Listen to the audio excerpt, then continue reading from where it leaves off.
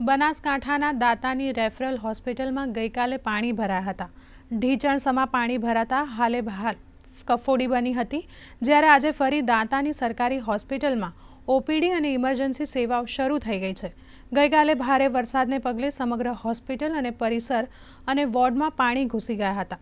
ગુરુવારે તાલુકા હેલ્થ કચેરી ખાતે ઓપીડી સેવા શરૂ રખાઈ હતી।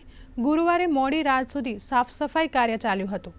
શુક્રવારે સવારથી જ ઇમરજન્સી અને ઓપીડી સેવા શરૂ કરી દેવાઈ છે।